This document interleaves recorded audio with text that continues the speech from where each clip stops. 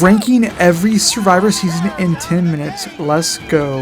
At number 44, we have Heroes vs. Villains. This cast is completely doo-doo sauce. The only good strategic player on the entire season is JT, and he goes out way too early. Number 43 is Second Chances. Second Chances, more like second worst season to ever exist. You're trash.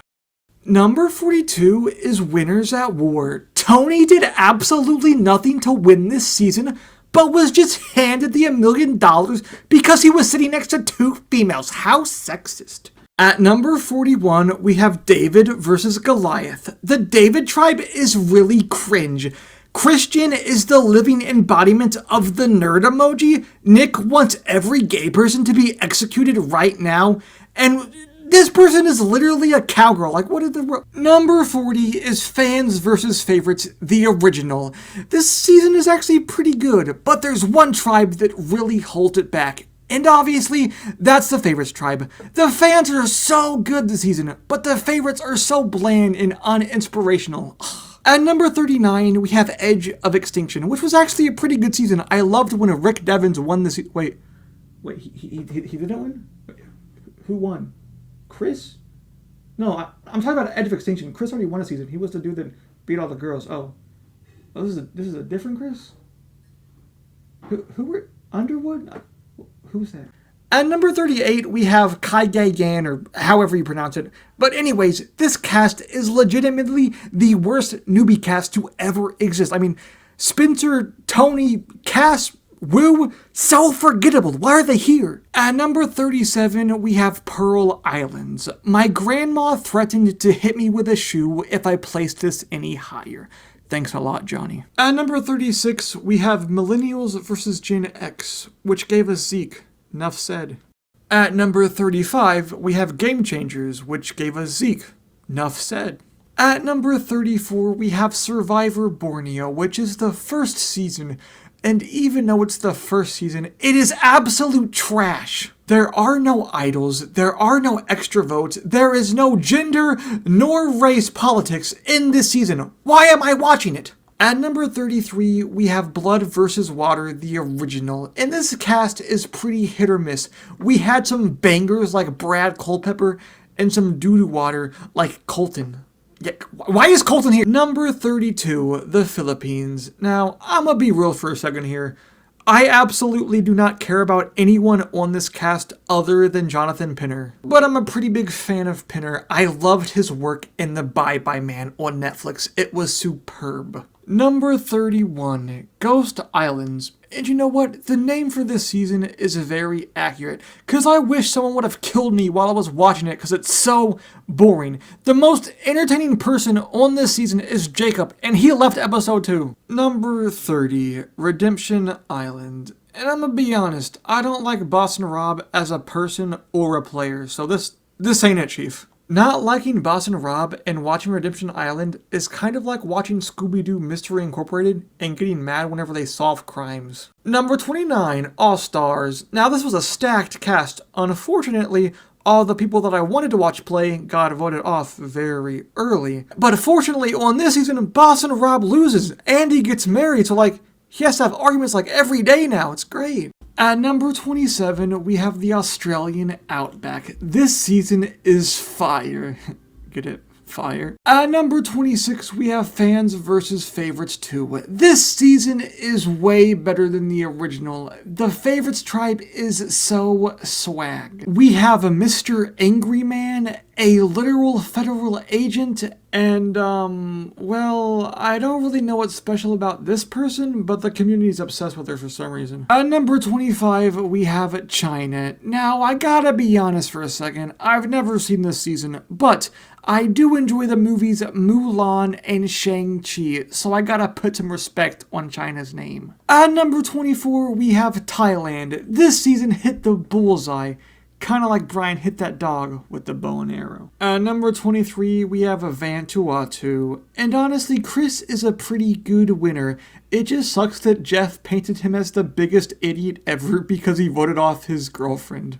At number 22, we have Island of the Idols, and I'm pretty sure you all know the reason that I can't place this season any higher. It's because the winner is a ginger and they have no souls. If there's any gingers watching, I'm sorry, that was a joke. Number 21, Africa. I liked when they did the funny goat challenge. Number 20, Cook Islands. I like the fact they separated the tribes based on race, so none of the minorities had to talk to the yucky white people. And why do they even have white people in this season? Why not get a different minority like Indians or Smurfs? Number 19, I don't know how to pronounce this name, and I don't want to risk saying the no-no word, so, this season, it produced the youngest winner and the most strategic winner to ever exist. Number 18, Worlds Apart. It's like the famous book Lord of the Rings said, the one world to rule them all. And rule them all Kim did. Number 17, Worlds Apart. And I actually think the Lord of the Rings analogy works for this season as well, because this season is about Mike Holloway throwing all of the horrible people from this season into the volcano that is known as Ponderosa. Number 16, Gabon. Gabon is like a train wreck, because no matter how bad you want to look away, you just can't. Number 15, Palau. This season is so forgettable, that's why it's this high on the list, because I just remembered it, and you better believe that I'm not changing the entire list for this dog season. Number 14, Blood vs. Water, the sequel. 2 words, Keith, Nell, nuff said. At number 13, we have Survivor Marquesas.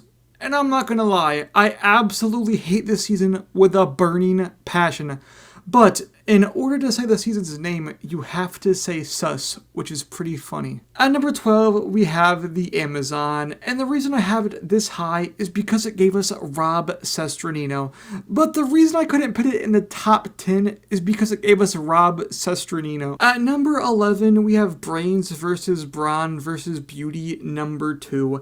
This cast is way better than the first one. This season gave us some legendary players like Julia, Darnell, and Peter, who is obviously just Obama in the witness protection program. At number 10, we have Guatemala. This season it gave us Gary Hogaboom.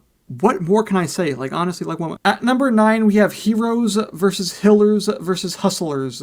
And honestly, this season reminds me of the movie Oppenheimer with all of the bin bombs that are being thrown around. At number 8, we have Survivor 43. And honestly, this season is pretty much perfect, except for the winner. Why do the straight white male have to win instead of Queen Cassidy? This is rigged! At number 7, we have Tocantins. JT and Steven are perhaps the best duo in Survivor history. They're like Batman and Robin, or SpongeBob and Patrick, or a furry and their therapist. At number 6, we have South Pacific. Coach formed an alliance that was secretly a cult.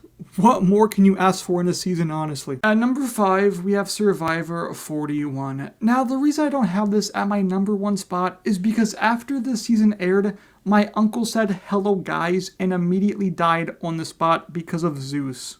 At number 4, we have Exile Island. And honestly, Shane Powers is proof we need more psychopath representation in Survivor. At number 3, we have Samoa. This season gave birth to one of the most influential, entertaining, over-edited, and strategic players to ever exist.